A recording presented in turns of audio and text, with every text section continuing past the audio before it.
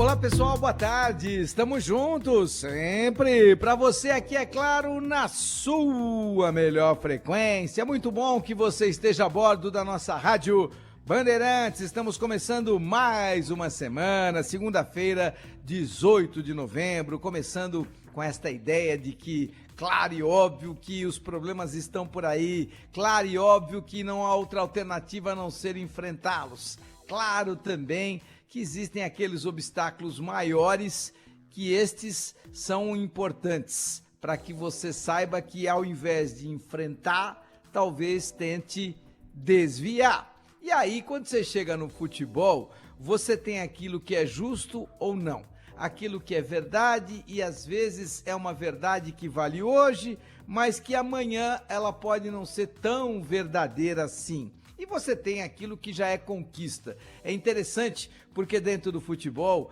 você tem a estatística, e o saudoso senador Roberto Campos costumava dizer que estatística é como biquíni em mulher bonita, mostra tudo menos o mais importante. E no caso específico do futebol, você tinha estatística dos rebaixados.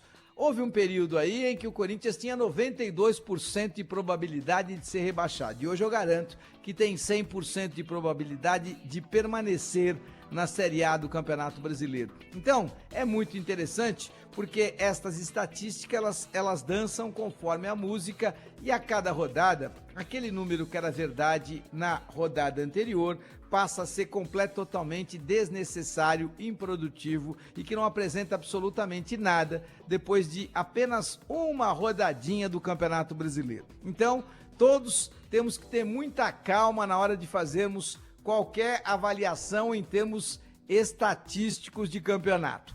É muito diferente de quando você já tem o objetivo alcançado. É muito diferente de quando você já tem números que são determinados por aquilo que você já fez ao longo de um determinado período. Isso não é estatístico, isso é constatação e comprovação de que, olha, em tantos jogos, esse determinado jogador fez tantos gols, esse determinado jogador correu 11,3 km por partida, e isso não é estatístico, isso é constatar, através dos números, a eficiência ou a ineficiência de um determinado jogador ou de um determinado treinador. E por que essa colocação? Exatamente para voltarmos àquilo que é justo ou não.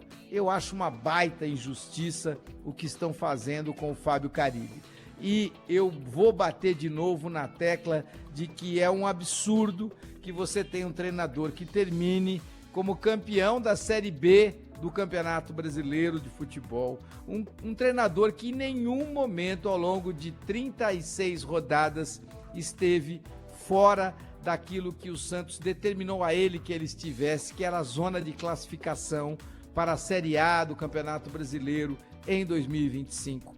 Um treinador que levou o Santos que havia sido rebaixado em 2023, o Santos que não podia usar sequer a camisa 10 por respeito ao Rei Pelé e não estava usando, este Santos que havia caído, estava cabisbaixo, macambuz e sorumbático, levou o Santos a um vice-campeonato paulista em 2024. Então, de cara, você já muda o astral, de cara, você já muda a forma de trabalhar, de cara, você já muda o modelo, de cara, você já mostra a importância de saber que o resultado é senhor da razão. E você vai para 2 decisões de Campeonato Paulista contra a equipe que, em São Paulo, é a de maior orçamento. Aqui já tinha um treinador com mais de 3 anos em atividade no futebol, o mais vitorioso treinador em atividade no Palmeiras, na história desse clube de mais de 100 anos.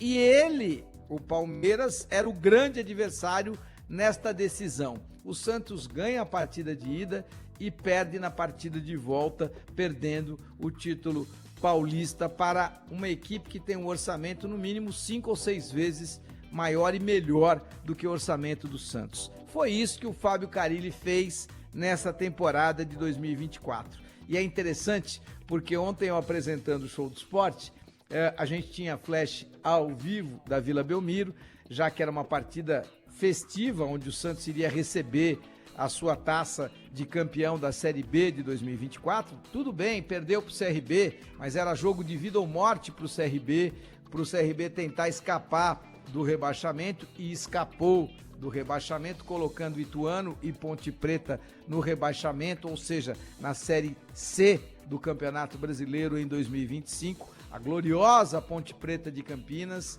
na Série C. O Ituano, que em algum momento já ousou até ameaçar os grandes aqui em São Paulo, também passa para a Série C em 2025. É uma realidade deste futebol eternamente mutante. E é em cima disso que eu gostaria de colocar os torcedores do Santos, entrevistados pelos nossos repórteres lá na Vila, todos, sem exceção, e é impressionante, porque eu pedi 10, 12 entrevistas e todos, sem exceção, pediram a cabeça do Fábio Carille. Inacreditável, e isso, olha, antes da partida do Santos. Porque se você pergunta depois de uma derrota para o CRB, onde a partida não valia absolutamente nada para o Santos e valia tudo para o CRB, mas o torcedor é apaixonado, é passional, e aí pode ser que ele também tivesse mais, assim, com uma tendência de pedir mais a cabeça do Carille.